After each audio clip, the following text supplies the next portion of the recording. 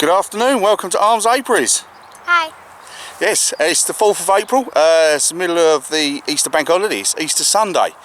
So we thought we'd come quick walk down to, this is the Royal British Legion Apiary. So we thought we'd give you a little walk through and yeah, see where we'll be sighting bees come the end of April. It's a glorious day, isn't it, Munch? Yep. Yep. So yeah, a little walk through. Little Emily's been helping me down here, plant stuff, seeds and daffodils and all sorts. So yeah, it's all coming into growing now. So right, let's have a quick walk through. Right, obviously we've got a seating area, as it's part of the project for the Royal British Legion. There's going to be a few of us down here. There's a few members who want to be interested in beekeeping, so yeah, they'll be down here along us. We've got the place for a barbecue, but at the moment no barbecue. That'll be coming soon, so yeah, more into the summertime. It'd be very nice down here. So yeah, we've got a seating area. We'll have a little walk through and shed for storage and stuff. You know, the other thing as well is that we hope to make little different environments, little conservation areas. You know, we've got a little bug hotel that's been slowly built there. Little Emily's been doing most of that, haven't you, Munch? Yep. Yeah, so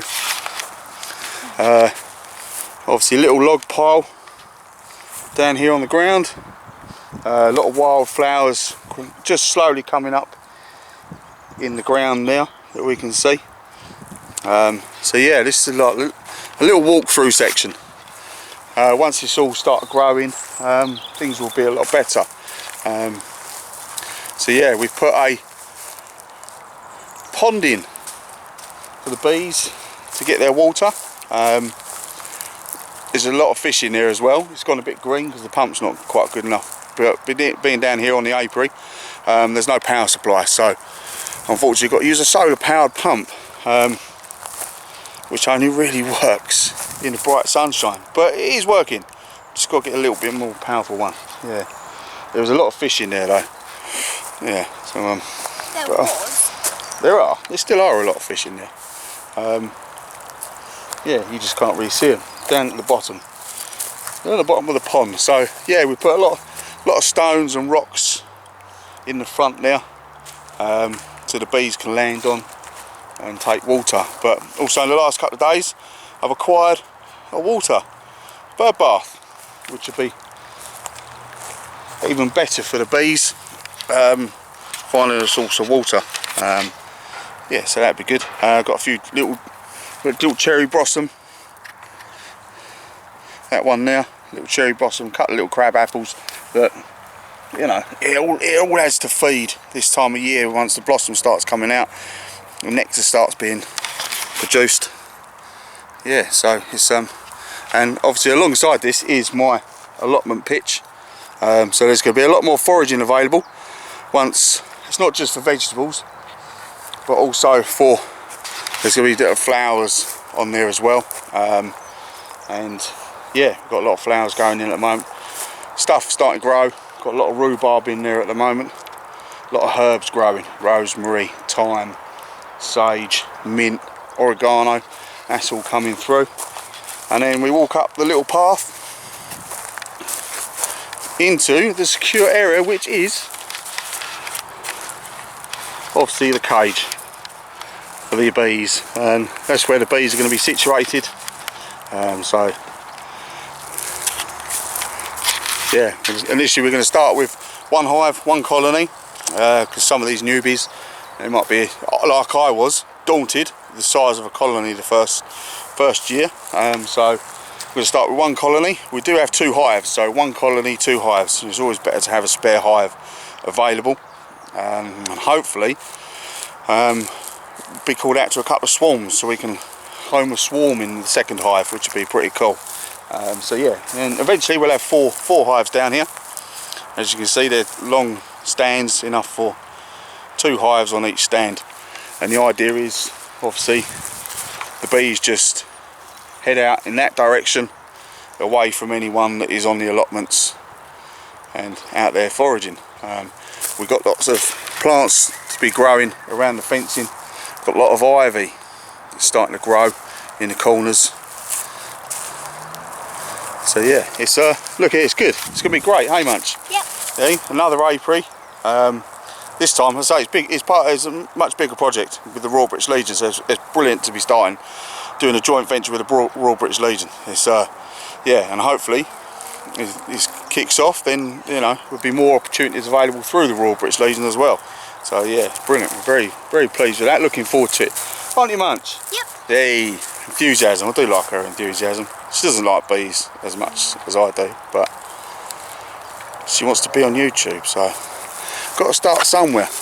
So but anyway, the other thing with down on my allotment here, obviously we use a lot of recycled tyres for raised beds, because the ground down here is diabolical.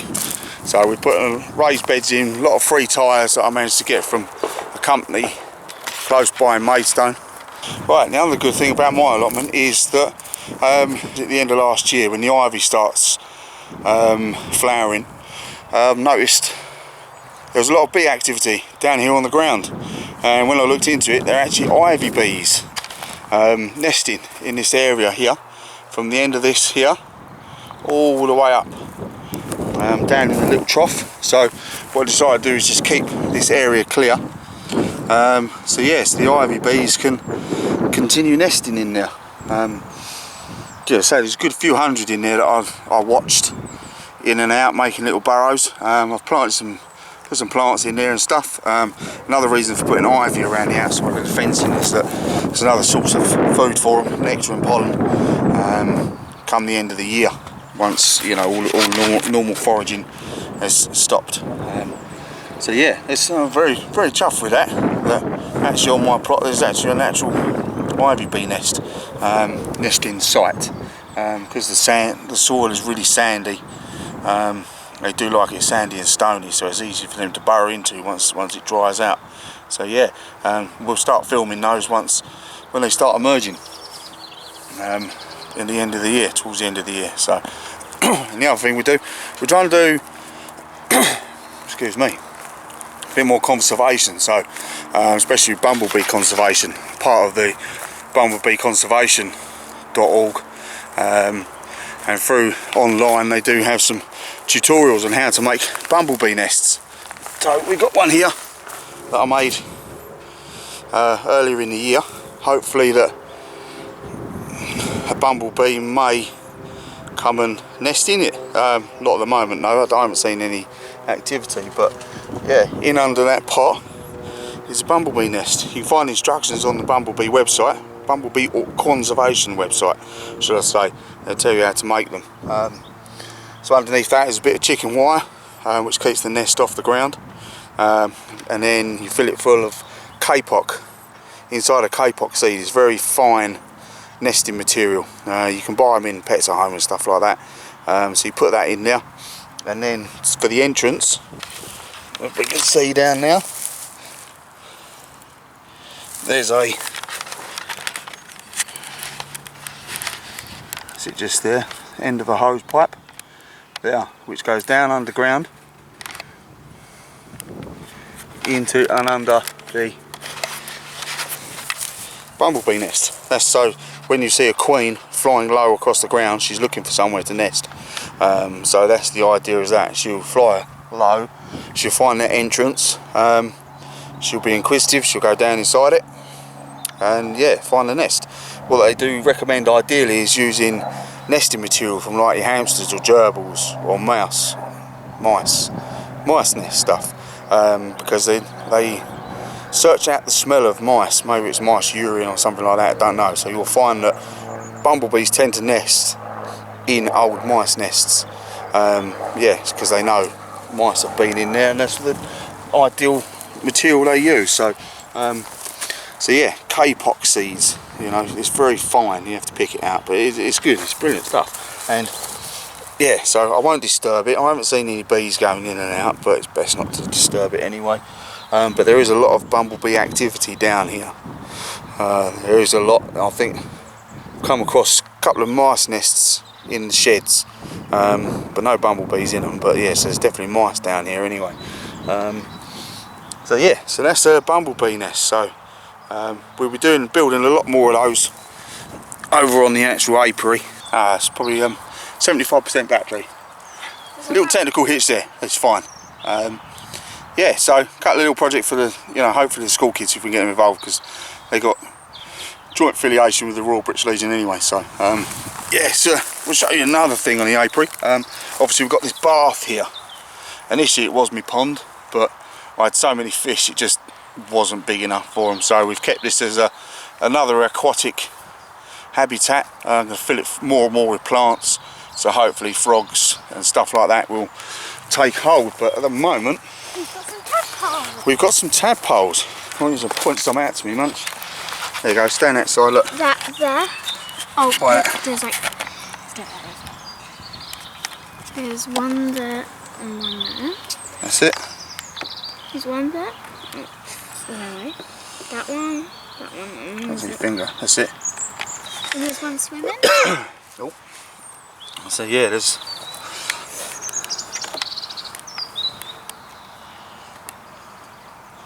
a whole bunch of them now. They're hiding behind the rock. They're hiding from us. So yeah, in here at the moment, we've got a big bunch of frog spawn that has hatched into tadpoles. So yeah, that's brilliant. And we'll see them progress. They're slowly, initially when they're given to them, we didn't think they were very alive, but a week later, there's hundreds of them in there. And another reason for taking the fish out, obviously the fish would love to eat all the tadpoles, so yeah, I thought we'd leave them in there. And so yeah, also got my little birdhouse. Birds love coming to that. Initially they took their time finding out where it was, but we put plenty of seed up there, and I'm hoping something's going to nest in it, but you know, we'll see. Come the winter time, there's a lot of bird life around here, which is brilliant as well. We've got a lot, I don't know whether they're crows or ravens. There's a pair of jays that nest in these trees over here. We've got some woodpeckers, but I don't know which type they are yet. It's not very good for hives. Once they like to peck the inside out through the side walls of a hive and get to the honey and the grubs. So hopefully they won't learn too quick that the hives are here. But yeah, there's blue tits, great tits, long-tailed tits. There's a lovely little wren that keeps coming to visit me over here when I'm working away. Over in that corner, about there, where there's a nice little area. We're going to plant some pycanthus down the side of these two fences, just to add a bit of wind protection and a bit of security. But over in that corner we'll probably do a little rock formation or something like that, and build some bumblebee nests. So yeah, a bit more conservation, a bit more habitat creation for pollinators. Our pollinators that, you know, we need them at the end of the day. So there's a lot of wildlife down here, and we're just trying to enhance it, because I'll give you a quick swing round. There's the rest of the allotments up there, been left to wreck and ruin. A couple of them are being used, but for the main part this section down here has been left. So you know, and the fact that Legion and myself are making use of it, it's brilliant. And what we do also on and around this side, this whole bottom half that you can see behind me here, 1, 2, 3, 4, up to that big blackberry bush, or up to the gate, that whole side will eventually be a wildflower meadow. We have a gate here as well. You want a gate? You want a little fence as well? Yeah. Maybe. So yeah, we just got to clear the grass, put some seed down, because the grass is quite thick, so you put any seed on that, it's not going to go anywhere. So, but you know, we've got a little area already that's I've cleared. Got some seed in that just to get started this year, because due to COVID things haven't progressed as well. I say that, you know what I mean, I've done all this work. I managed to do, myself and Emily, we've managed to do all this work over here in the last like 8-10 months. Yeah, no, 8 months I reckon took us, you know, to get to this stage. Benches, table all been donated, the pond was donated. Well, they don't, it was free on Facebook, they didn't realise it was donated, but yeah, that's where we used all that from. So, and where's what? The barbecue. Oh, there's a little one in there. but we want a bigger and better one made out of concrete. So yeah, that's it. So we hopefully, come stand on that. So yeah, this is where, you know, the Royal British Legion Apiary is, and so in the next month So the next month, once the bees are available, we'll start doing some more filming down here. We'll have a few more people involved in it as well.